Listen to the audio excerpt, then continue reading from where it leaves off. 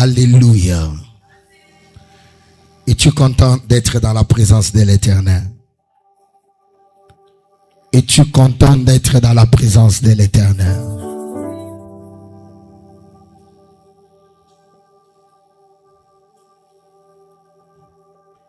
Quand on est dans la présence de l'Éternel, tout est possible. Je manque par où commencer. Pourquoi? Parce que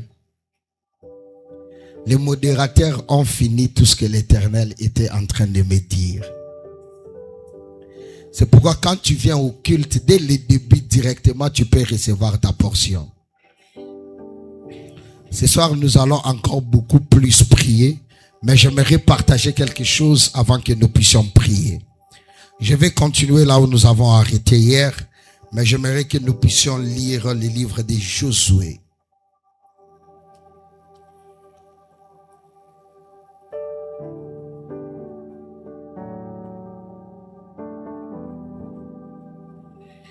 Josué chapitre 9e.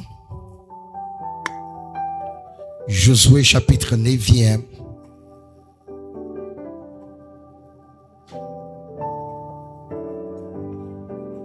À partir du verset 3e. Je vais lire le verset 3e.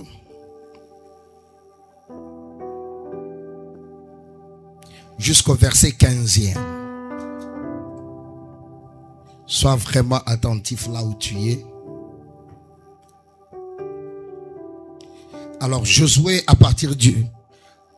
chapitre 9e à partir du verset 3e. La Bible dit: les habitants de Gabaon, de leur côté, lorsqu'ils apprirent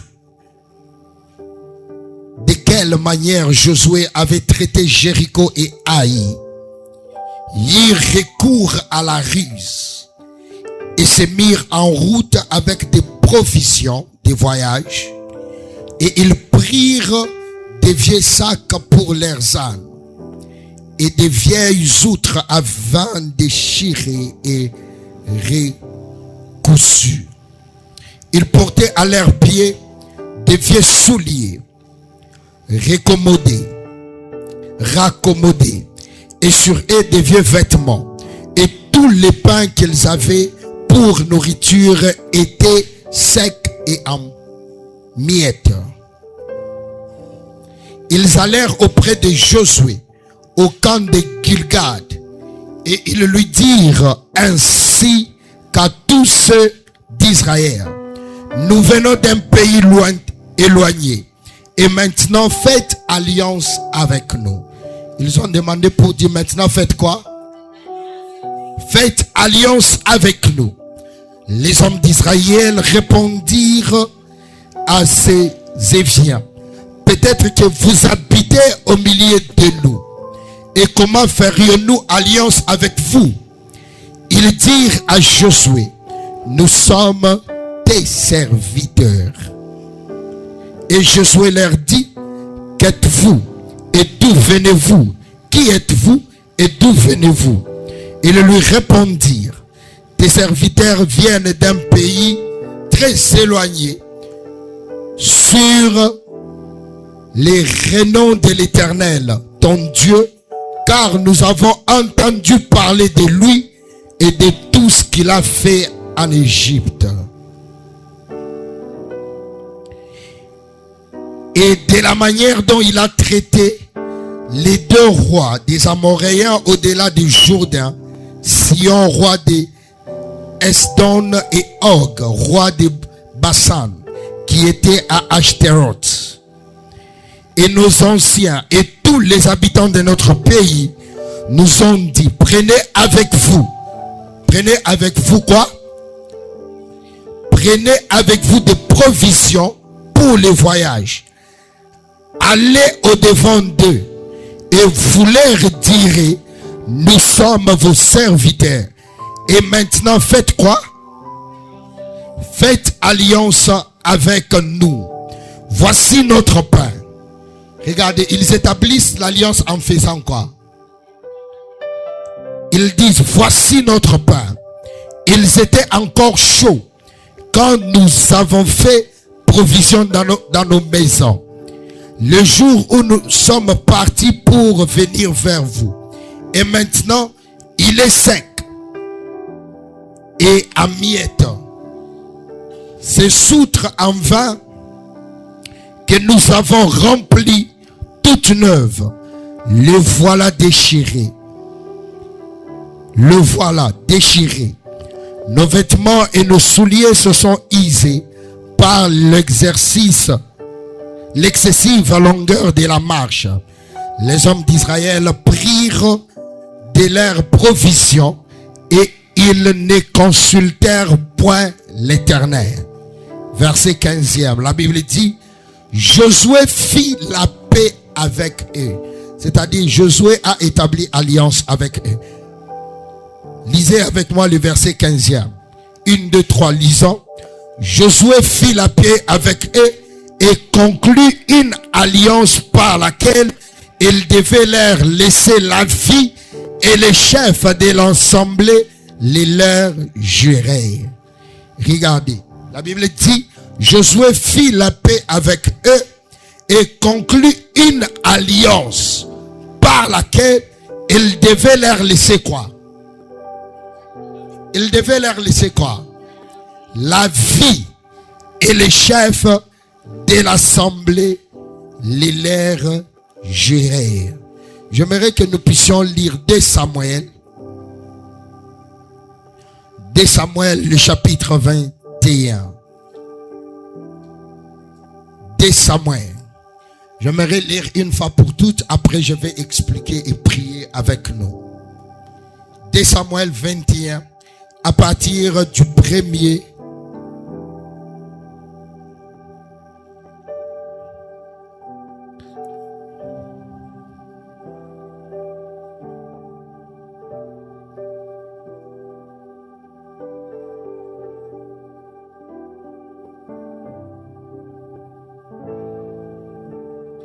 De Samuel 21 à partir du 1er au 14e verset.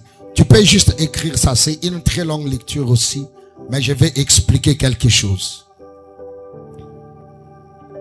Alors, depuis tous ces jours passés, j'ai commencé à parler de comment restaurer l'autel de la vie. Dis à ton voisin l'autel de la vie. Alors, nous avons commencé à expliquer comment est-ce que beaucoup de gens ne vivent pas leur vie et que le diable a déjà pris possession de leur vie. Nous avons expliqué comment est-ce que le diable peut voler un domaine de ta vie et te donner ce qui ne t'appartient pas. Et par l'illustration de beaucoup d'exemples ici devant, j'ai eu à expliquer comment est-ce que des esprits peuvent entrer dans une famille et commencer à réclamer des vies. Et regardez ce qui s'est passé pendant que nous étions en train de prier. Le premier modérateur a parlé de quelque chose. Il a commencé mon message. C'est pourquoi je n'ai pas commencé par là. Il dit dans Juge, le chapitre 6e, la Bible dit, le peuple d'Israël a fait quelque chose qui déplaisait l'Éternel. Le peuple d'Israël a fait quoi? Quelque chose qui avait mis l'Éternel en tristesse. Et à cause de cela, ils sont partis en captivité. Est-ce que quelqu'un m'entend ici? Alors j'ouvre une parenthèse pour dire, je suis en train de continuer. Donc si tu n'as pas suivi tous ces jours, va juste demander le message des autres jours, comme ça tu vas rattraper ce que je suis en train de dire. La Bible dit, le peuple d'Israël a fait ce qui déplaisait l'Éternel. C'est-à-dire le peuple d'Israël est allé adorer d'autres dieux qui n'étaient pas l'Éternel. Pourquoi? Parce que chaque fois que le peuple d'Israël abandonnait l'Éternel pour fléchir devant d'autres dieux, la colère de l'Éternel s'est levée. Alors quand vous étudiez la Bible, vous allez comprendre quelque chose. Que chaque fois que Israël s'est retourné contre Dieu, Israël allait toujours en captivité.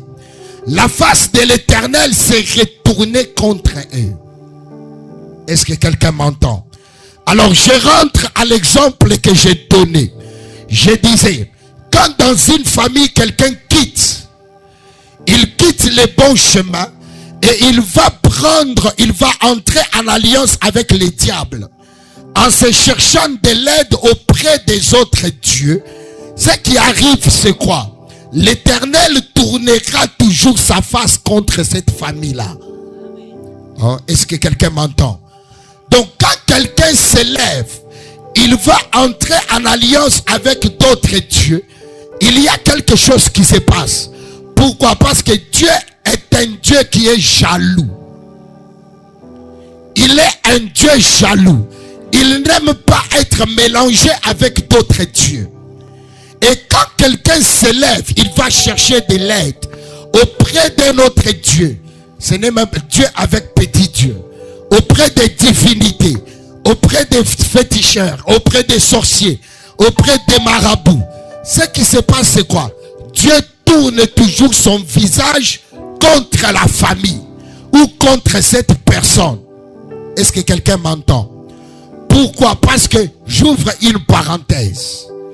Pourquoi? Parce que quand quelqu'un commet le péché c'est quoi? C'est juste la transgression à ce que l'Éternel a dit. Est-ce que quelqu'un me comprend ce soir? Parlez-moi comme ça, on évolue ensemble. Le péché c'est quoi? C'est la transgression juste à la loi de l'Éternel. Quand tu pêches contre l'Éternel. Peut-être la loi dit, il ne faut pas mentir. L'Éternel te dit, ne fais pas ça, ne vole pas. Mais quand tu vas pécher, quand tu tombes dans ces choses, quand tu retournes vers l'Éternel, tu te répands, l'Éternel fait quoi? Quand tu te répands d'un cœur sincère, l'Éternel fait quoi? Il te pardonne de tes péchés. Il te pardonne de tes maux. Mais il y a quelque chose, c'est différent de quand quelqu'un quitte et il va adorer un autre Dieu. Quand quelqu'un pêche devant l'Éternel, il se répand et l'Éternel fait quoi? Mais quand quelqu'un quitte, il ne pêche pas. Mais au-delà du péché, il va au-delà pour entrer en alliance avec un autre Dieu, avec une divinité. C'est que la personne a fait, il a fait quoi?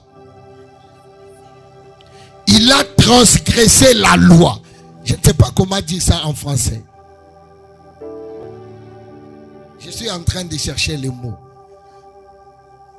Il a commis quoi? Il a commis l'iniquité. Pourquoi? Parce que cette personne n'a pas juste péché. Regardez, quand j'ai menti, je peux me repentir au devant de l'Éternel, c'est différent. Mais quand je vais entrer en alliance avec un autre Dieu, là je me suis tourné complètement contre l'Éternel. C'est-à-dire j'ai indirectement dit que l'Éternel est incapable de m'aider. Je dois recourir, prendre l'aide auprès d'un autre Dieu. C'est pourquoi chaque fois que Israël péchait contre l'Éternel, l'Éternel s'est tourné contre eux.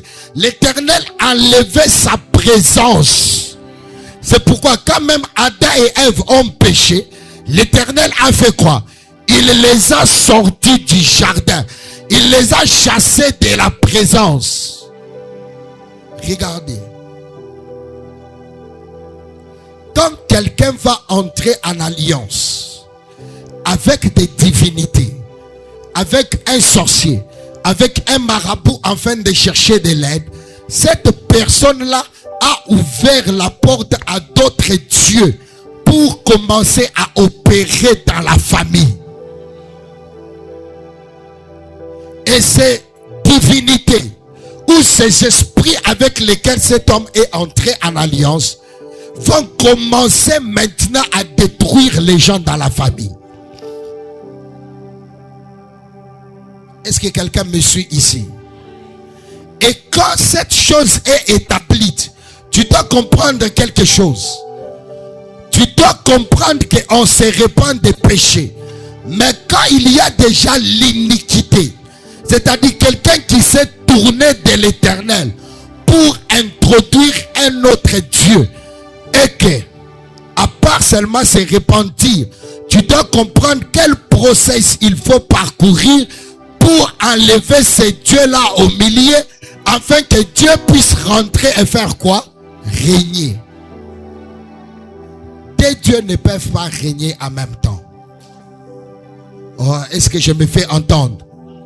Des esprits ne peuvent pas régner quoi? En même temps. La lumière et les ténèbres ne peuvent pas cohabiter. C'est comme ça que beaucoup de gens prient, mais leur famille est sous l'emprise du ténèbre. Pourquoi? Il y a un autre Dieu qui siège au milieu d'eux. Regardez, quand Moïse prend le peuple d'Israël, ils arrivent dans wilderness, dans le désert. Et Moïse va à la montagne prier. Quand il va à la montagne, quelque chose se passe. Israël reste dans le désert, en bas de la montagne. Et Israël se forme d'autres dieux. Est-ce que quelqu'un m'entend? Israël se forme d'autres dieux. Et qu'est-ce qui se passe? L'Éternel parle à Moïse à la montagne. Il dit, je vais détruire ces peuples. Et commencer quoi? Un nouveau peuple avec toi. Je vais les détruire et commencer un nouveau peuple avec toi. Moïse a commencé à négocier avec l'Éternel. Et à la fin, l'Éternel lui dit, afin que je ne puisse pas détruire ces peuples, va qu'ils enlèvent les dieux de qui? Les dieux des veaux d'or qu'ils ont dressés au milieu d'eux. Qu'ils enlèvent le quoi? Les dieux des veaux d'or. Mais regardez, quand Dieu a dit à Moïse de descendre, vous savez que la première tablette des commandements que Moïse avait reçue de la part de l'Éternel, c'était Dieu lui-même qui avait écrit avec son propre doigt. Ah, est-ce que quelqu'un est en train de me suivre? La première tablette que Moïse avait reçue, c'était Dieu lui-même qui avait écrit avec son propre doigt. Et quand Moïse est en train de descendre avec, il voit le peuple d'Israël qui s'est déjà établi le veau d'or. Moïse a fait quoi? Il a laissé la tablette et ça s'est cassé. C'est comme ça qu'il y a des familles, toutes nos familles, dès le commencement, avaient déjà la bénédiction de l'Éternel. Ils avaient déjà une alliance avec l'Éternel. Ils avaient déjà des promesses avec l'Éternel. Mais parce que les gens ont introduit d'autres dieux, ils ont introduit des veaux d'or. Et qu'est-ce qui se passe? Les alliances, les promesses que Dieu avait déjà promis ont fait quoi? Elles se sont cassées. C'est pour te dire que originairement, l'Éternel avait déjà placé de l'alliance avec toutes nos familles. Et personne ne devait souffrir. Personne ne devait passer par des histoires difficiles. Personne ne devait même tomber malade. Mais pourquoi ces choses sont entrées? C'est parce que quelqu'un a fait quoi? Élever les dieux de veaux d'or. C'est pourquoi la deuxième fois, quand Moïse a pris de côté les dieux de veaux d'or et ils ont détruit, quand Moïse est rentré à la montagne pour prier, quand Dieu est revenu donner la loi, cette fois-ci, qui a écrit la loi? On ne lit pas la Bible. C'était qui? Il y a deux thèses. La première thèse dit quoi?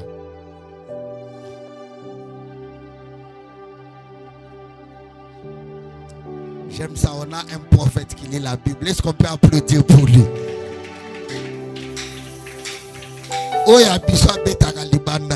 Je ferme la parenthèse. Alors, quand Moïse rentre, c'est qui dit?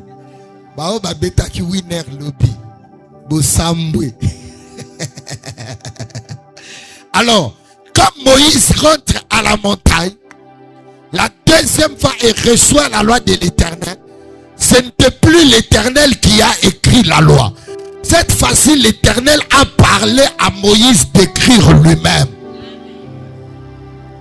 Pourquoi? Chaque fois que l'Éternel veut restaurer, il élève quelqu'un. Est-ce que je parle à quelqu'un ici? Chaque fois que l'Éternel veut restaurer, il fait quoi? Il choisit quelqu'un. C'est pour cela, des fois, tu peux te lever et dire, l'Éternel va agir, l'Éternel va faire. L'Éternel n'agira pas. L'Éternel ne fera pas. Mais il attend que quelqu'un puisse se lever et que quelqu'un puisse prendre les dieux de vos dons qu'on a placés dans la famille et les mettre à côté afin que sa main puissante commence à se manifester dans la vie. Et je prophétise ce soir, je déclare que tu seras un choisi de l'Éternel. Et à partir de ce soir, l'Éternel te choisit aussi pour ta famille. L'Éternel t'envoie aussi pour ta famille.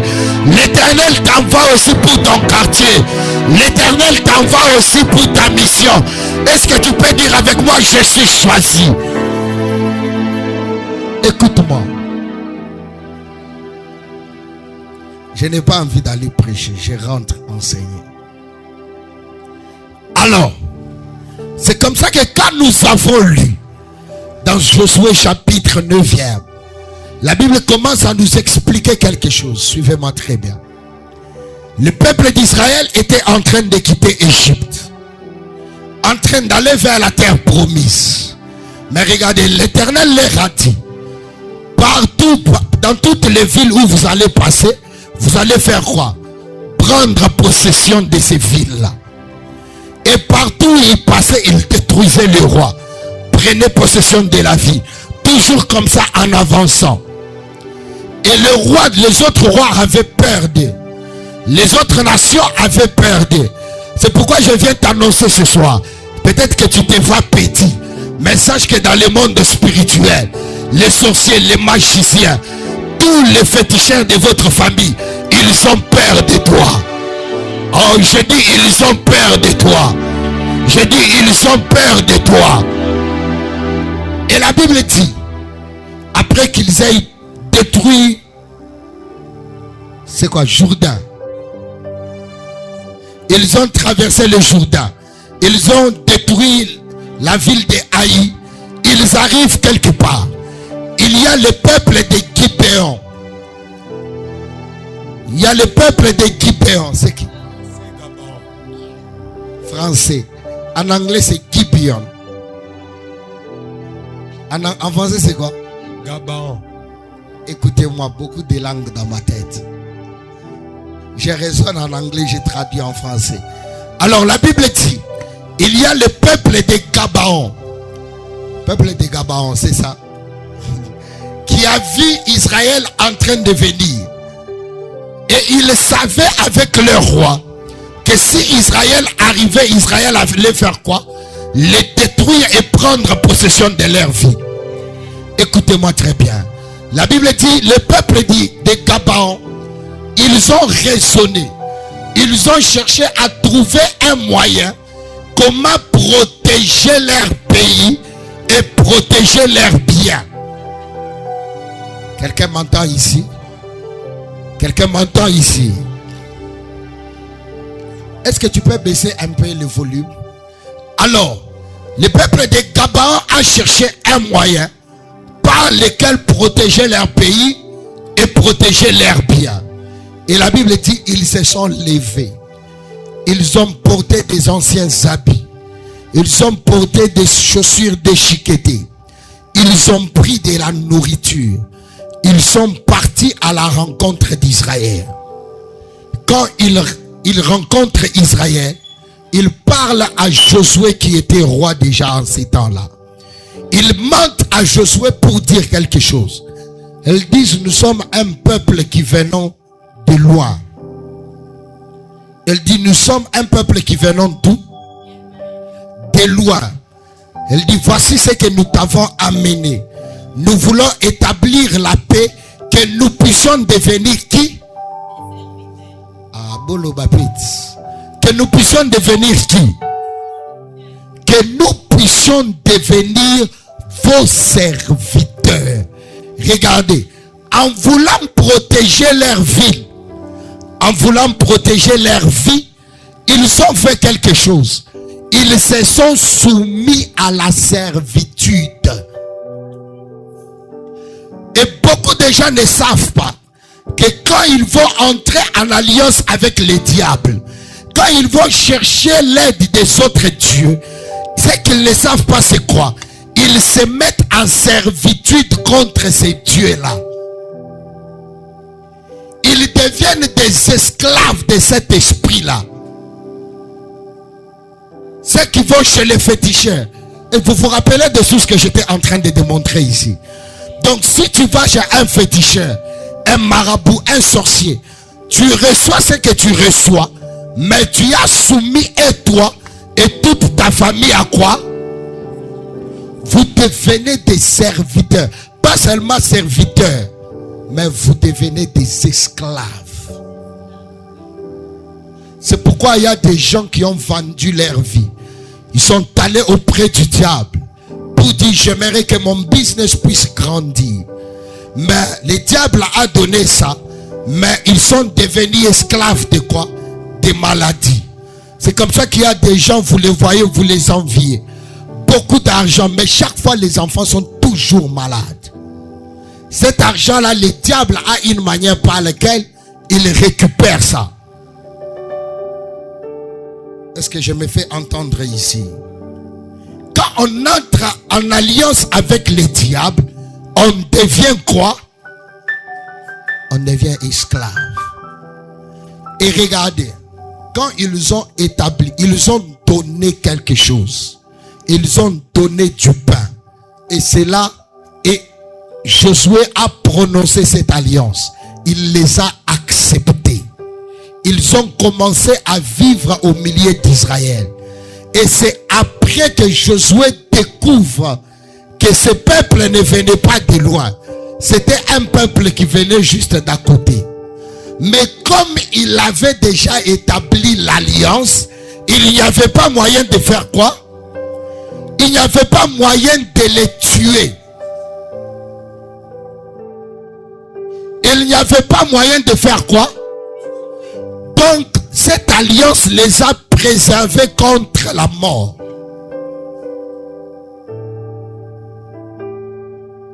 Mais après plusieurs années, je vais rapidement.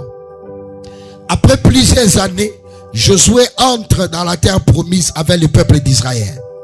Après plusieurs années, Josué passe, il n'est plus roi. C'est maintenant Saul qui devient roi, Saül. Il devient roi sur Israël. Dans 2 Samuel, là où nous avons lu le chapitre 14e. Le chapitre 21, à partir du 1er au 14e verset. La Bible nous explique quelque chose. Quand Saül est devenu roi, Saül n'était pas au courant de l'alliance que Josué avait établie avec le peuple de Gabaon. Est-ce que quelqu'un me suit ce soir? Saül n'était pas au courant de cette alliance-là. Et Saül s'est levé. Il a pris le peuple de Gabaon. Il a fait quoi? Il les a tués. Quand il les a tués, le temps de Saül aussi est passé. Et David devient roi. Rappelez-vous que David était l'homme selon le cœur de qui? L'homme selon le cœur de l'Éternel. C'était l'Éternel qui avait envoyé Samuel pour dire va me oindre un roi dans la maison de qui?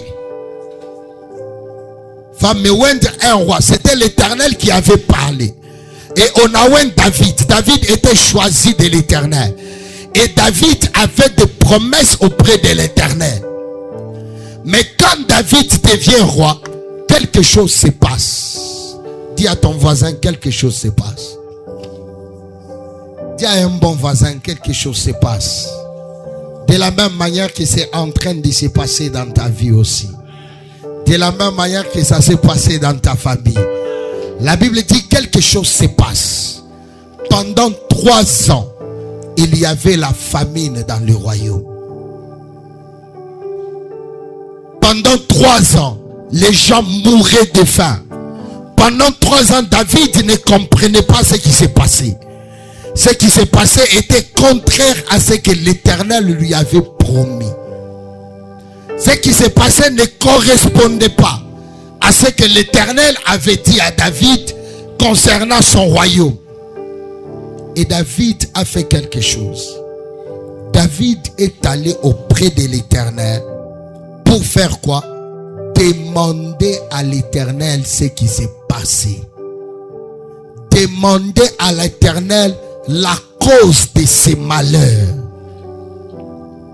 Beaucoup de chrétiens aujourd'hui, ils savent de prière pour demander et recevoir. Mais peu sont ceux-là qui se mettent devant l'Éternel pour demander la cause du problème. En anglais, c'est différent. Demander, c'est asking. Recevoir, c'est recevoir. Mais le demander dont David demandait, ça, un autre mot qu'on utilise. On utilise le mot inquiring. Tu vois, c'est quoi? Mais ce n'est pas ça le vrai vraiment sens. Inquire. Ok, je prends d'abord le mot. Il a dit réclamer. Recourir à l'Éternel. C'est ça le mot. Implorer, merci, je n'avais pas dit. Implorer. Écris ça dans ton cahier. Implorer. Ah, si tu n'écris pas donc, toi, tu n'as pas préparé que tes enfants puissent vivre une vie épanouie. Pourquoi? Parce que, à part seulement les biens, tu dois avoir des secrets qu'un jour tu vas donner à tes enfants. J'ai toujours dit, si je donne ces cahiers-là à quelqu'un vraiment, et les kimbongo, donc là-bas tu vas trouver les secrets de l'argent. Il y a des choses que tu dois connaître. Bon, de toutes les façons, même dans une famille, ce n'est pas tout le monde qui devient riche, n'est-ce pas? Même, oh, n'est-ce pas vrai? Mais je prie que ici tout le monde sera riche. La Bible dit, c'est ça vraiment le mot exact. David est allé implorer à l'Éternel pour savoir, Éternel, pourquoi cette famine? Pourquoi nous sommes en train de traverser? Ça fait la 3e année que nous ne voyons pas ce que toi, Dieu, tu nous as promis. C'est-à-dire, ce que nous vivons est contraire à ce que tu avais dit. Ce qu'ils étaient en train de vivre était contraire aux promesses de l'Éternel. De la même manière que ce que tu vois dans tes rêves, c'est différent de ce que tu es en train de vivre. C'est que ce qu'on te parle ou ce que tu as reçu comme prophétie, ce que l'Éternel t'a parlé au travers des visions, c'est contraire à ce que tu es en train de vivre. Au lieu, quand tu passes trop du temps à demander et tu vois que tu ne reçois pas, change tes formules de prière. Commence à implorer. Cherche à savoir pourquoi ceci se passe.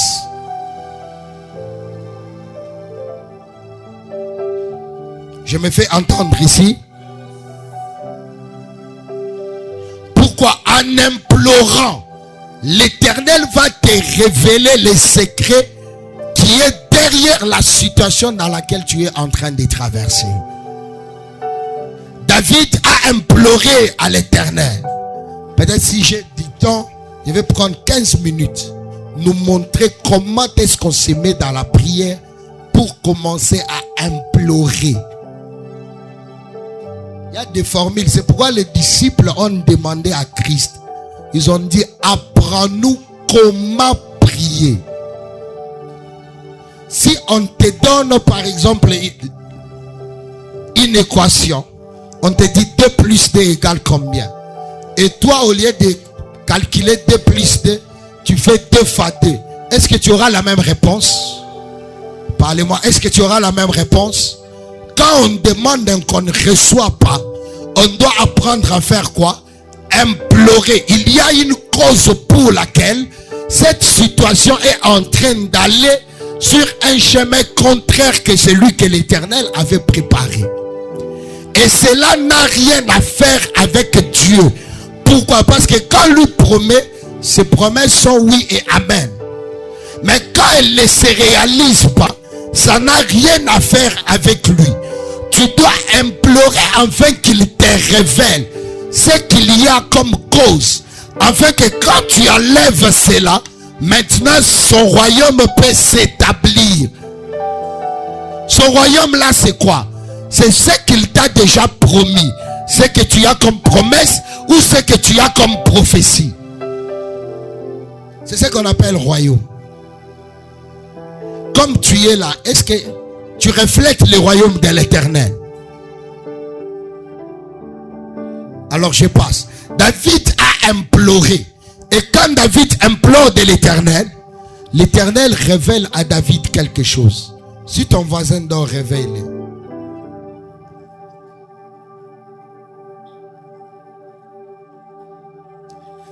Quand David implore à l'Éternel, l'Éternel révèle quelque chose à David. Elle dit, pendant les temps de Saul, il y avait de l'alliance que Josué avait établie avec le peuple de Gabaon. Et Saul a brisé cette alliance-là. Voici la cause. Quand vous allez lire 2 Samuel, vous allez trouver ça. On n'a pas le temps de faire des longues lectures. Donc tu peux lire ça à la maison. Et l'Éternel dit à David, voici la cause de la famine. C'est parce que le roi qui était là avant toi a fait quoi? Il a fait quoi? Il a brisé l'alliance. Il a brisé l'alliance. Donc quand on brise l'alliance, il y a quoi? Il y a des répercussions. La présence de l'Éternel est ôtée de l'endroit. C'est comme ça que j'ai commencé par dire, quand l'Éternel a envoyé tout le monde ici, quand il a commencé ta famille, il y avait déjà l'alliance que l'Éternel avait établie avec ta famille. Quand quelqu'un s'élève, il va chercher de l'aide auprès des divinités, auprès des occultes, auprès des magiciens, auprès des sorciers. Qu'est-ce que la personne a fait? La personne a brisé l'alliance que l'Éternel avait établie directement avec ta famille. Je me fais entendre? Et parce que la personne a brisé l'alliance, c'est comme ça que pour David, pendant son temps, c'était la famine.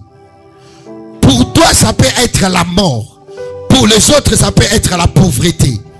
Et cette alliance, parce qu'elle est brisée, la présence de l'Éternel va sauter de cette famille-là. Et quand David a su, après avoir imploré l'Éternel, il a eu la solution. Il a fait quelque chose. Il a appelé le peuple de Gabaon pour créer la paix avec eux, afin de rebâtir l'alliance. Est-ce que je me fais entendre? Il a appelé le peuple de Gabaon. Quand il les a appelés, il a demandé à ce peuple, qu'est-ce que vous voulez? Ils ont dit, tous les peuples de la famille de Saul doivent être tués pour satisfaire leur colère.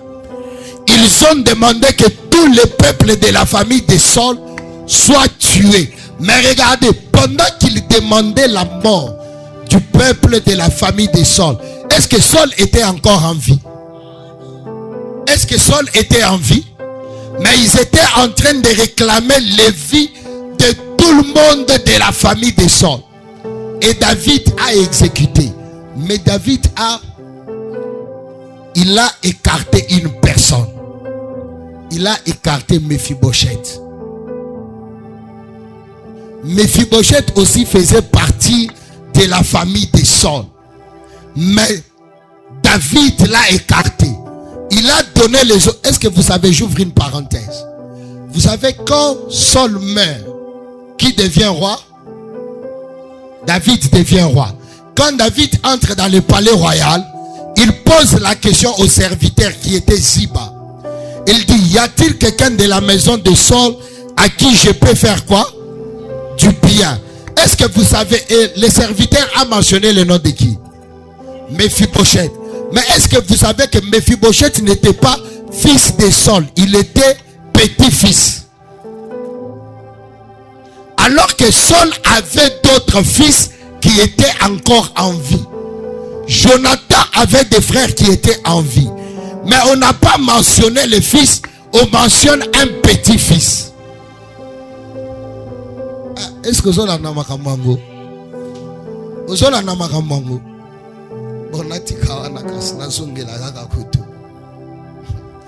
Bon, la Bible dit, les habitants de Gabaon ont demandé qu'on tue le peuple, les gens de la famille de Saul. Et quand on les a tués, mais David avait épargné Mephibosheth. Je n'entre pas dans ça. Après cela, David a établi la paix avec eux. Quand David a établi la paix avec eux, directement la famine en Israël a fait quoi? Elle s'est arrêtée. Et quand la famine s'est arrêtée, les promesses de l'Éternel que David avait, elles ont commencé à s'accomplir. Raison pour laquelle beaucoup de gens, ils prient, ils ont des promesses, mais il n'y a pas l'accomplissement. Pourquoi? Parce que quelqu'un s'était tourné vers d'autres dieux en demandant de l'aide.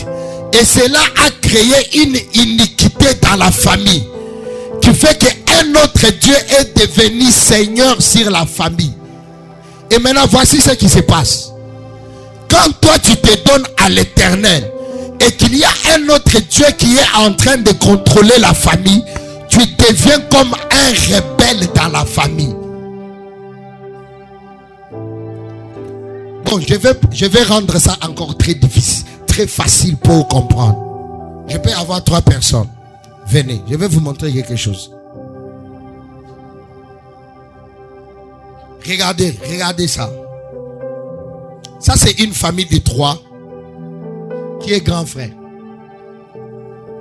Grand frère Akesi Mamoto.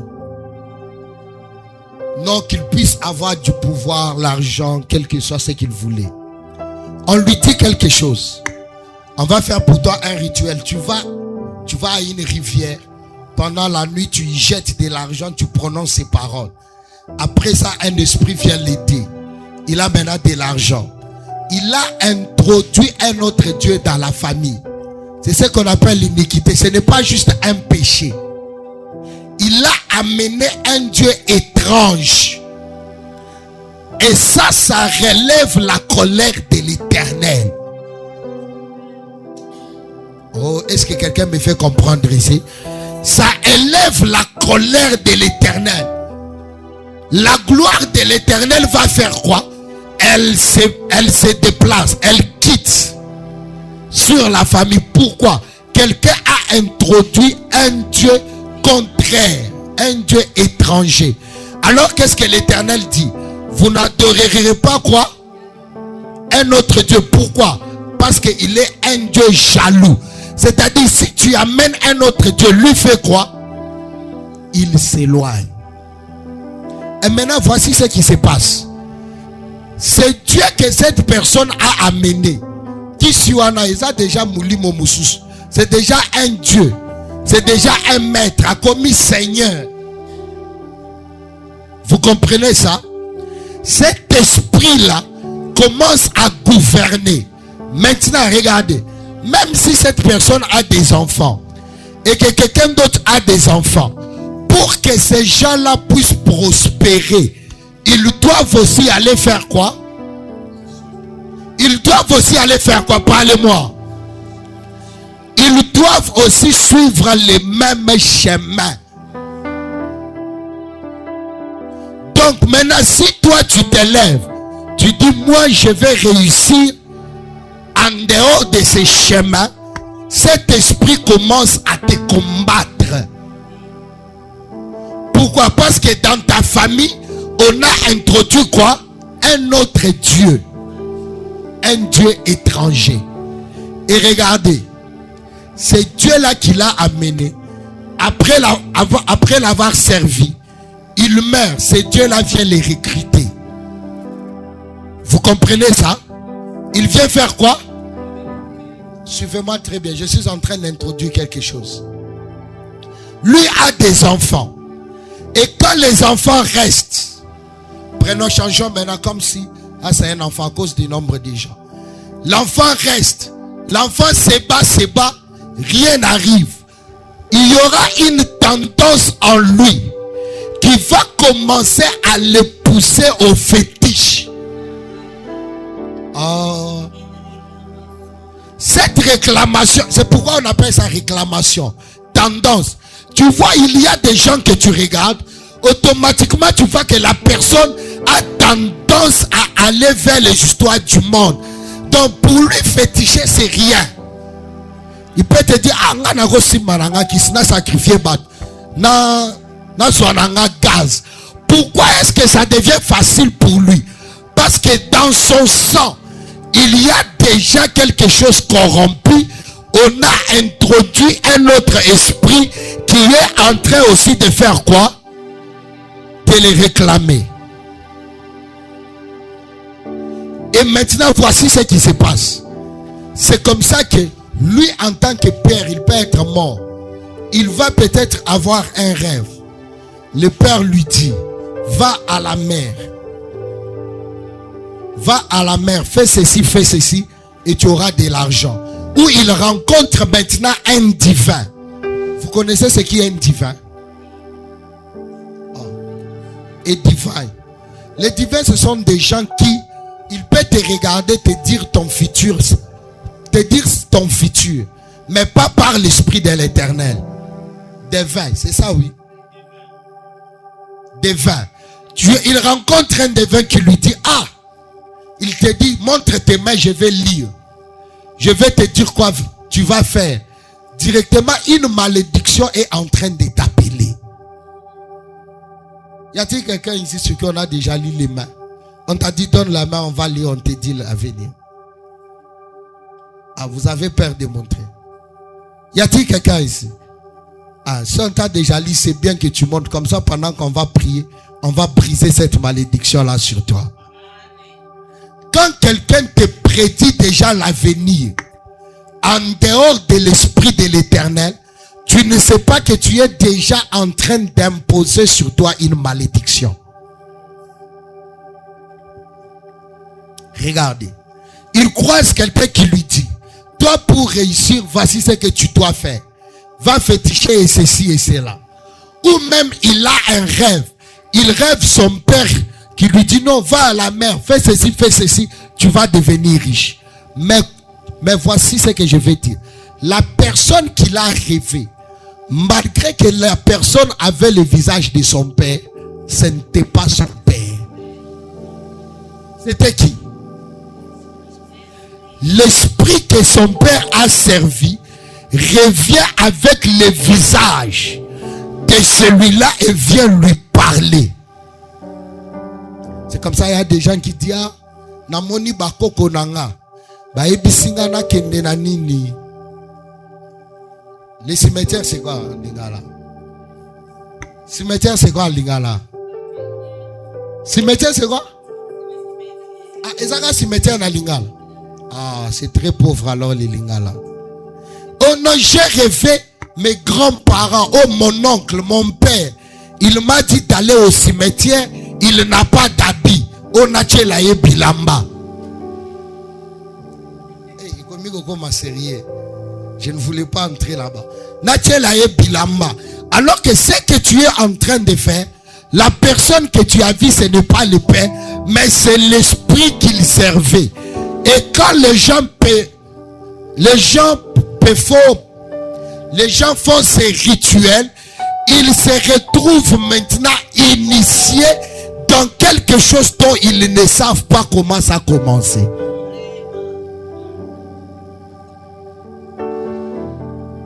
Non, j'ai rêvé, ma mère qui était morte, elle m'a dit, elle a trop faim, que j'aille déposer la nourriture sur son tombeau.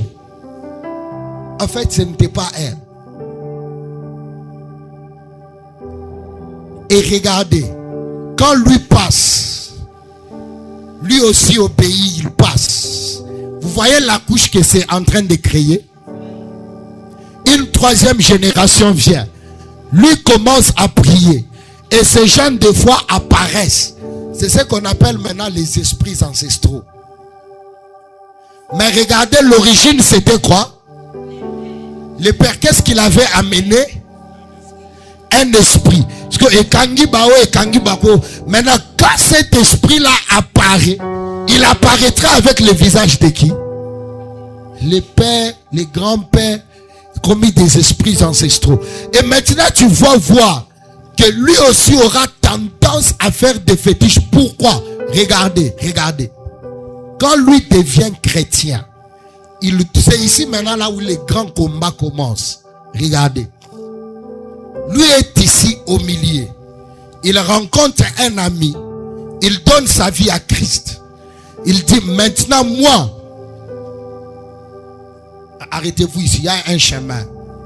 Maintenant lui dit, moi, je ne vais pas suivre ces chemins. Je vais suivre lesquels? Ces chemins ici, de la lumière. C'est là où les grands combats commencent. Pourquoi? Ceux qui sont passés bien avant lui ont servi un autre Dieu. Et son sang est en train de les réclamer. Maintenant, il choisit un chemin qui est contraire à ce que les autres ont choisi avant lui. Oh, est-ce que vous m'entendez? Est-ce que vous m'entendez? Quand il se met à suivre ces chemins, il y aura un combat. Cet esprit va commencer à réagir. Parce qu'il a les autres ici en captivité. Il va dire à l'autre, toi tu étais venu. Tu as eu un contrat avec moi. Et tu as offert toute ta famille. Comment est-ce que lui ne vient pas ici? Il est en train d'aller là-bas. Alors si c'est comme ça, nous devons faire quoi? Les combattre.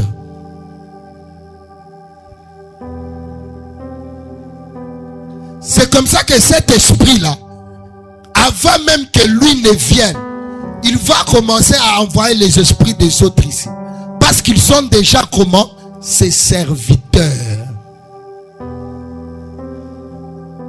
Allez-y détruire ses entreprises. Allez-y détruire son travail. Allez-y détruire ceci et cela. Pourquoi? Parce qu'il a choisi un autre chemin. Cette alliance-là est en train de l'appeler. Et c'est pour cela qu'il peut être chrétien. Il prie, il jeûne. Mais les choses ne marchent pas. C'est trop dur. Pourquoi? Quelque chose derrière lui est en train de crier contre lui. C'est en train de l'appeler. Est-ce que je me fais comprendre ici? 10 minutes, je nous montre comment on fait la prière. Comment implorer afin que l'Éternel montre un secret. Je m'arrête là, après nous allons prier. Vous pouvez reprendre vos places. Est-ce que vous avez compris? Et des fois, cette personne, ça peut être la maladie. On va l'attaquer de tout pour que tout ne marche pas. Parce que le Dieu qui contrôle maintenant sa famille est en train de les réclamer où? De l'autre côté ici. À cause de la kunate, il faut aya awa. Parce que père a tekaki famille. Oncle a tekaki famille. Un frère a tekaki famille.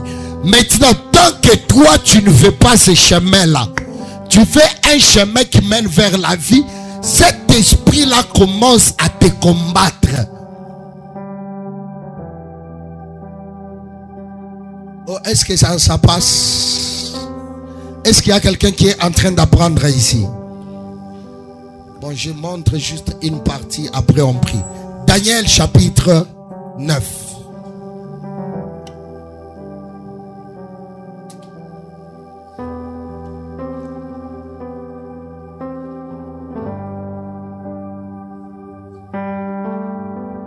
C'est pourquoi ils ont dit, Israël, quand il faisait mal, il allait en captivité. C'est pourquoi quand Israël faisait mal, l'Éternel savait qu'ils ont adoré d'autres dieux. L'Éternel allait se susciter qui? Un juge. Les juges là à chaque époque où Israël introduisait des dieux étranges, l'Éternel aussi allait élever qui? Un juge. C'est comme ça que l'Éternel t'a choisi dans ta famille. Pas seulement pour être un chrétien normal, mais tu es un juge. Je parle aux gens ici. Tu es d'abord un juge. Tu dois savoir maintenant, quand tu deviens chrétien, tu dois commencer quelque chose de nouveau. Mais tu dois comprendre comment briser d'abord cette alliance-là. Pour que maintenant tes histoires commencent à faire quoi? Marcher. C'est pourquoi vous voyez deux fois, si quelqu'un était dans les fétiches, il a eu des biens, des maisons, des véhicules. Si la personne donne sa vie à Christ, l'une des choses que vous allez voir que la personne va faire quoi? Il va faire quoi? Va chuter. La personne va chuter, commence à tout perdre. Pourquoi? Parce que l'esprit qui lui avait donné ces biens-là va commencer à réclamer ses histoires. C'est comme ça que quelqu'un qui avait peut-être des biens, quand il meurt, des fois vous voyez les choses faire quoi? S'il donne ça à quelqu'un qui n'est pas fort spirituellement et qui ne sait pas quoi faire, hey, je ne vais pas entrer dans ça. Mais vous verrez que ça se brûle, ça se perd. Si quelqu'un qui a des fétiches te donne l'argent, tu es chrétien, peut-être la personne est de ta famille. Il dit va commencer une entreprise. Tu vas avec l'argent, tu verras que cette entreprise-là ne va pas prospérer. Tu vas perdre cet argent-là. Pour que ça prospère, il y a des choses que tu dois connaître. Bon, allons-y ici, je donne ça en prix. Daniel chapitre 9.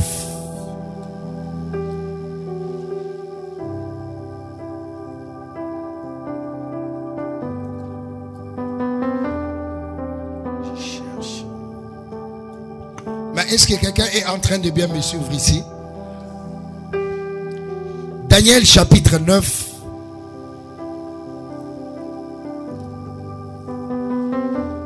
Si tu as le temps, je te donne comme un devoir pour ceux qui veulent connaître et expérimenter la main de Dieu.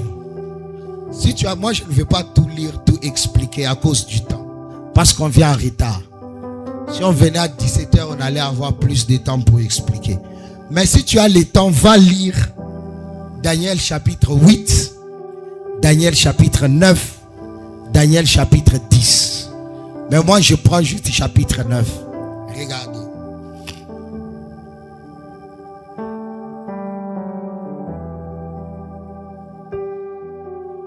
Commençons à partir du premier verset. Je vais lire certains versets, je serai en train de sauter à cause de... C'est très long. La Bible dit, à partir du premier verset, la première année de Darius, fils d'Assuérus, de la race de Médès, lequel était devenu roi du royaume des Chaldéens. La première année de son règne, moi, Daniel, tu mets à la place de Daniel ton nom. Toi aussi, en ces jours, tu as compris ce qui se passe dans ta famille. Est-ce que quelqu'un m'entend? Il dit, moi, Daniel, j'ai vu par les livres qu'il devait s'écouler 70 ans pour la ruine de Jérusalem. Peut-être toi, tu as compris par prophétie, par observation, ce qui se passe dans ta famille. Après le nombre d'années dont l'Éternel avait parlé à Jérémie le prophète. Verset 3. J'ai tourné ma face vers le Seigneur, Dieu, afin de recourir à la prière et aux supplications.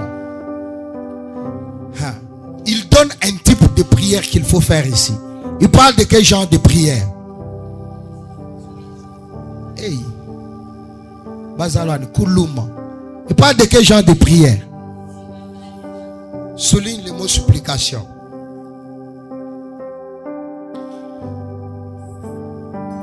C'est où encore? C'est le 40e verset. Supplication en gênant et en prenant les sacs de la cendre. Regardez maintenant, il va expliquer c'est quoi la supplication. Quand on est en train d'avancer, la Bible dit, j'ai prié l'Éternel mon Dieu et je lui fis quoi? Soulignez le mot confession. C'est tellement très profond. Daniel donne les secrets en fait. Ce qu'il a fait qu'il puisse sortir de la captivité des dieux de Babylone afin que Israël sorte de là. Il donne. Il explique verset 4. Je priais l'Éternel mon Dieu et je lui fis cette confession. La confession. Seigneur Dieu, grand et redoutable, toi qui gardes quoi? Et qui fait quoi? À ceux qui t'aiment et qui observent tes commandements. Soulignez le mot commandement. Peut-être le prophète va nous enseigner ça demain. Commandement. Il dit, regardez maintenant comment il commence ses supplications. Si tu peux prendre ces chapitres, les méditer, prier avec, pour ton propre cas. Oh my God. Verset 5. Regardez. Il dit, nous avons péché. Nous avons commis quoi? Oh, parlez-moi. Nous avons commis quoi? Maintenant, quand tu parles de ces péchés, je n'ai pas moyen d'entrer encore dans cette prière et te donner beaucoup de détails. Ces péchés ici étaient quoi? L'iniquité, n'est-ce pas? C'est quoi l'iniquité? J'ai dit, on a introduit d'autres dieux. Bon, je passe seulement. Nous avons été méchants et quoi? Et rebelles. Nous nous sommes détournés de tes commandements et de tes ordonnances. Quand tu parles des mots péché là, il faut mentionner quelle a été l'iniquité qui a été commise. Aujourd'hui, je parlais avec certaines personnes à cause des prières qu'on avait données. Certaines personnes ont eu des rêves clairs pour dire j'ai vu ça qui s'était passé dans ma famille, telle personne. Des fois, quand tu pries, maintenant tu es dans les secrets. Quand tu pries et que tu as la révélation, au lieu de dire je connais les péchés, il dit je connais ce que tel et tel en fait. Ceux qui dans ta famille ont sacrifié ban, présente cette iniquité là devant l'Éternel en implorant sa miséricorde. Ok, on continue. Verset 6. Il dit, nous n'avons pas écouté tes serviteurs les prophètes qui ont parlé en ton nom, à nos rois, à nos chefs, à nos pères. Il mentionne les pères parce que eux aussi ils étaient victimes de ce que leurs pères ont eu à faire. Quelqu'un m'entend ici? Et la Bible continue. Verset 7. À toi Seigneur est là. À toi Seigneur est quoi? Souligne le mot justice. Peut-être on aura le temps d'expliquer c'est quoi la justice de l'Éternel. Parce que si tu comprends ça, tu sauras comment dans le monde spirituel on pèse les biens et les mal. C'est pourquoi les gens disent non, il ne faut pas juger. Il ne faut pas juger, non. La Bible nous dit dans 2 Corinthiens que quelqu'un peut juger selon le niveau de son obéissance à l'Éternel. Je laisse ça. Et à nous la confusion des faces en ces jours. Aux hommes de Juda, aux habitants de Jérusalem et à tout Israël, à ceux qui sont prêts. Regarde, c'était Daniel ici en train de faire une prière, mais il voulait que qui puisse sortir de la captivité. Tout Israël, grâce à ses prières lui-même, tout Israël est sorti. Continuons un peu. Je saute. Je vais au verset 10e. Regardez. Nous n'avons pas écouté la voix de l'Éternel notre Dieu pour suivre ses lois qu'il avait mise devant nous par ses serviteurs. Verset 11. Tout Israël a transgressé ta loi et s'est détourné pour ne pas écouter la voix. Alors, se sont répandus sur nous quoi? Parlez-moi, oui. Alors se sont répandus sur nous quoi? Les malédictions et quoi? Les imprécations qui sont écrites dans la loi de Moïse, serviteur de Dieu, parce que nous avons péché contre Dieu. C'est tous ces chapitres ici. C'est la prière de Daniel. Je m'arrête là.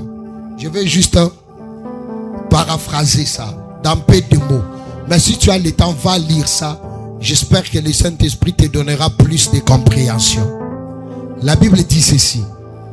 Daniel s'est mis devant l'Éternel, a confessé les iniquités que ses pères ont eu à faire. Et regardez, quand Daniel a commencé, si vous allez au chapitre 10e, la Bible dit, dès le premier jour, un ange de l'Éternel était quoi? Envoyé pour lui donner la réponse. Lui dire ce qu'il devait maintenant faire. Le verset 21, toujours au chapitre 10e. Mais regardez, Daniel, tant que la réponse n'est pas arrivée, Daniel n'a pas arrêté ses supplications et sa confession des iniquités. Écoutez, le plus grand combat spirituel, si tu veux enlever une malédiction, si tu veux enlever quelque chose qui opère dans ta vie, si tu dis, toi esprit sors, si c'était un péché, ça va partir. Mais si c'est causé par une iniquité, où il y a un esprit contraire qu'on avait introduit, afin de l'enlever, le plus grand niveau du combat spirituel, c'est la repentance. La repentance, pourquoi? Parce que quand tu te répands devant l'Éternel, parce qu'un autre Dieu était entré, il a tourné son visage. Mais quand tu te répands, l'Éternel va faire quoi? L'Éternel va faire quoi? Il va tourner son visage vers toi. La repentance, c'est ce que Daniel était en train de faire. Mais la repentance là, c'est quoi? Ce n'est pas dire, Seigneur, je me répands. Donc, ce que les autres ont eu à faire, parce qu'ils sont de la famille, ils portent le même sang avec toi. Daniel a porté le fardeau de ses pères, comme si c'était lui qui avait fait ça. C'est ça maintenant la clé. Quand tu commences à te repentir, c'est-à-dire tu prends la place de celui qui avait commis le péché. Ne dis pas Seigneur mon Père, tu dis Seigneur, moi j'ai fait ça. Hey, je répète ça. Dans la repentance, prends la place de la personne. Identifie-toi avec ce qui a été fait. C'est pourquoi Christ, quand il voulait nous redeem, quand il voulait nous racheter, il a pris notre place. À la croix, ce n'était pas Christ. À la croix, c'était toi et moi. Il a pris notre place afin que nous soyons comment? Rachetés. C'est-à-dire, quand tu entres dans la repentance, prends la place de celui qui avait commis. Il y a des malédictions qui sont tombées à cause de la sorcellerie dans la famille. Quand tu entres dans la présence de l'Éternel, dis à Dieu, Seigneur, moi et ma famille, nous sommes des sorciers.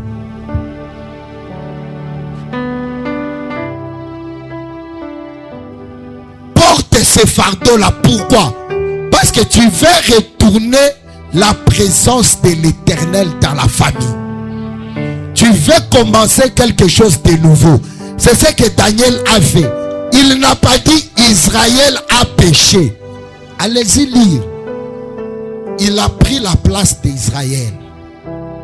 il a commencé à se repentir. La repentance, c'est le plus grand niveau du combat spirituel. Oh, est-ce que je parle à quelqu'un ici? Je parle à quelqu'un ici. Je dis, la repentance détruit la force du diable. La force du diable est dans le péché. La force du diable est dans les iniquités. Mais quand on se met à se repentir, on est en train de détruire sa force. Sans dire des mots sorts, sans dire que la maladie s'arrête, sans dire que les histoires puissent marcher. Dès que la repentance sort, la puissance du diable est brisée.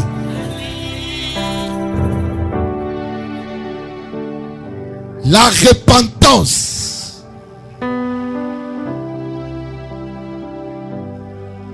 Quand tu t'es regardé, la Bible dit, car le salaire du péché c'est quoi? Parlez avec moi. Car le salaire du péché c'est quoi? Les gens ont peur de la mort, mais ils n'ont pas peur de ce qui amène la mort. En fait, est-ce que vous avez compris ça? Beaucoup de gens ont peur de la mort, mais ils n'ont pas peur de ce qui amène la mort. En fait, il ne faut pas avoir peur de la mort. Il faut avoir peur de ce qui amène quoi? La mort. Et qu'est-ce qui amène la mort? Les iniquités, les péchés amènent la mort. Donc, c'est quand le prophète parlait de la mort ici, c'était un moment intense. Je voyais même 4 anges ici dans la salle.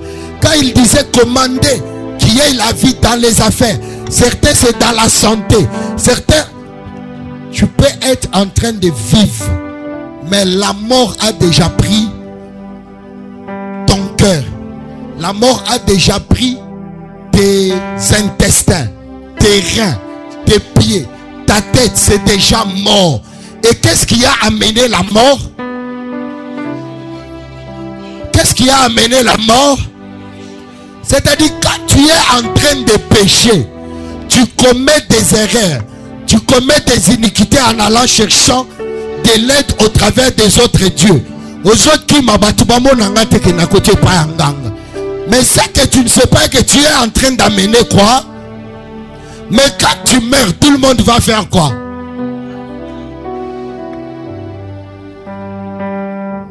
La mort prématurée, la cause c'est quoi? C'est-à-dire, si on détruit, regardez, car le salaire du péché, c'est la mort. Donc, si nous effaçons, si nous détruisons les péchés, nous détruisons les iniquités, il y aura quoi? Il y aura quoi? C'est simple. Si on enlève les péchés, les iniquités, automatiquement il n'y aura pas la mort, il y aura la vie.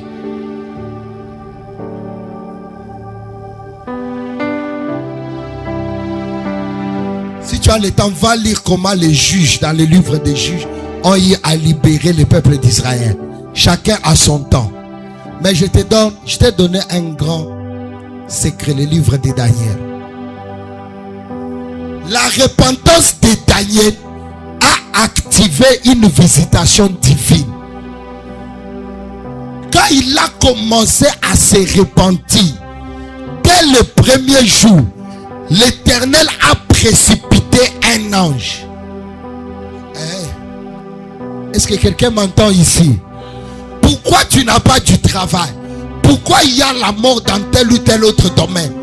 Il y a des péchés, des iniquités que les gens ont commis. Et le diable est en train de réclamer ce qui t'appartient. Regardez ce qui se passe avec Sodome et Gomorrhe. Dieu envoie des anges détruire Sodome et Gomorrhe. À cause de quoi? Il a dit, les péchés de Sodome et Gomorrhe sont parvenus devant moi, à mes oreilles. Il descend pour détruire Sodome et Gomorrhe. Je vais te poser une question. Est-ce que dans Sodome et Gomorrhe, il n'y avait pas d'église? Il y en avait, n'est-ce pas? Est-ce qu'il n'y avait pas de chrétiens à Sodome et Gomorrhe? Ah, Est-ce que vous pouvez parler? Est-ce qu'à Sodome et Gomorrhe, il y avait des chrétiens? On les avait détruits ou on ne les avait pas détruits? Ils étaient tous brûlés. Mais regardez, à l'exception de qui? À cause de quoi? À cause de quoi? À cause d'Abraham. Abraham a croisé les anges qui étaient en train d'aller détruire Sodome et Gomorrhe. Abraham a commencé à intercéder. Si Abraham, dans son intercession, était arrivé jusqu'à dire aux anges, et s'il y a une seule personne sans péché, est-ce que vous allez détruire la ville? Et s'il était allé jusqu'à une seule personne, il allait sauver tout Sodome et Gomorrhe. Mais malheureusement, Abraham s'est limité à combien? Il s'est limité à combien? À Kendo Tangapé. Ils ont devoir. Et quand les anges sont entrés, la famille Abraham, mais regardez, quand les anges arrivent à Sodome et Gomorrhe, à l'entrée, ils ont croisé qui? Ils ont croisé Lot. Lot qui était le frère d'Abraham, cousin. Et directement, Lot, quand la Bible dit, ils ont croisé Lot à la porte d'entrée. Dans la prière. À la place où les décisions se prenaient. C'est pourquoi dans ces 21 jours, tu es en train de prendre des décisions pour ta vie. Prendre des décisions pour ta famille. C'est pourquoi nous avons dit l'autel, c'est un endroit où on fait quoi? On scelle des décisions. Chaque jour, on te fait prendre des décisions. On est en train de raligner la vie dans ta famille. Abraham a intercédé. Si tu peux te mettre à intercéder, à te mettre dans la repentance. Daniel a fait 21 jours, mais l'ange était précipité dès les premiers jours. Regardez, je vous donne un dernier verset. Actes des Apôtres chapitre 3. Je pense le verset combien? 29. Entre les versets 15 et les versets 29. La Bible dit quoi? Qui est là rapidement? Il dit, répentez-vous afin que le temps du rafraîchissement puisse arriver. Le rafraîchissement parle de la consolation. Tu veux que l'Éternel console ta famille. Tu veux que l'Éternel te console. Prends des histoires. Ça peut être ce qui te bloque des malédictions de la tribu. Tu dis à l'Éternel, nous avons fait ça. Tu montes à l'Éternel l'iniquité. Maintenant, après, tu présentes tes raisons. Il dit, mais pour moi, ça ne doit pas s'appliquer sur moi. Cette sentence ne doit pas s'appliquer sur qui? Sur moi. On a péché. Il y a eu la sorcellerie, la magie, des sacrifices aux dieux étrangers. Éternel, aie pitié de moi. Implore sa miséricorde. Après, donne des raisons pour lesquelles toi tu dois être libéré. J'aimerais compris, je m'arrête là.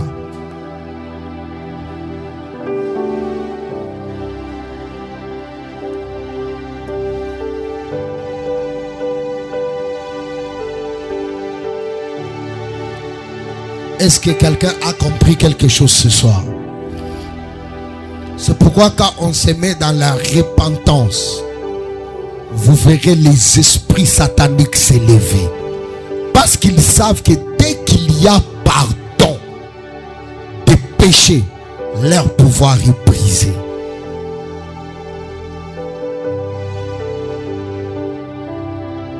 Si tu as compris ce que j'ai dit, prends une bonne position pour ta propre prière.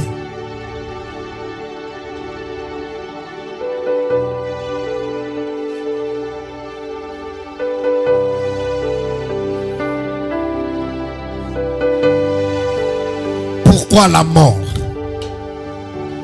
Pourquoi il n'y a pas de vie?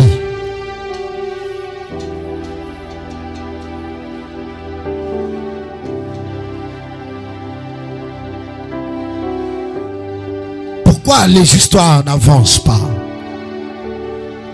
Tu dis à l'Éternel, Seigneur, aie miséricorde.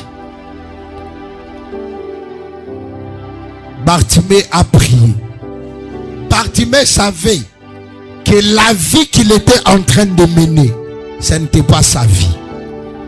Il a dit, l'Éternel ne m'a pas créé pour être comme ça assis, où je ne peux pas marcher. Bartimée a commencé à crier.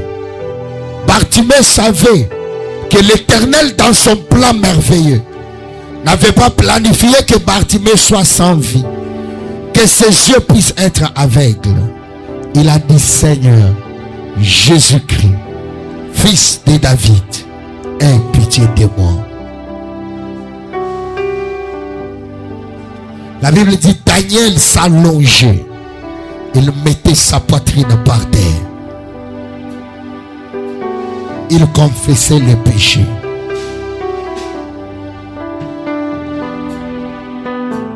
Commence à prier pour toi-même.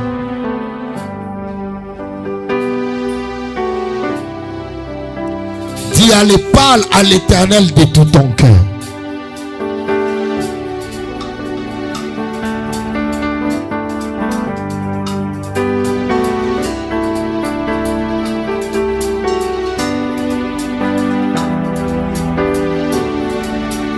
Laisse que ton cœur parle devant l'Éternel.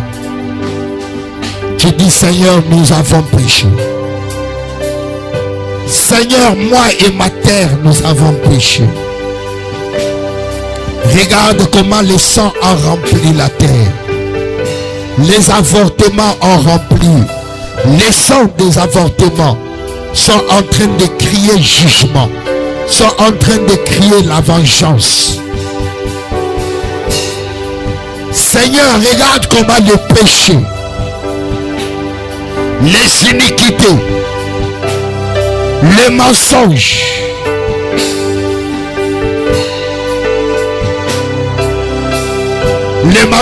les avortements, les tueries,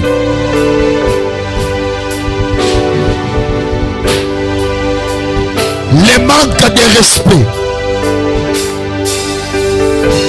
Dis à l'Éternel, Seigneur, nous avons péché. Nous nous sommes tournés vers des autres dieux. Seigneur, ce soir, je me lève. Regarde ma terre. Regarde moi et mon peuple. Nous avons péché au-devant de toi. Et voici que nos péchés ont amené la pauvreté. Ça a amené les manques du développement. Ça a amené les manques du travail. Les compagnies ne peuvent pas survivre sur ma terre.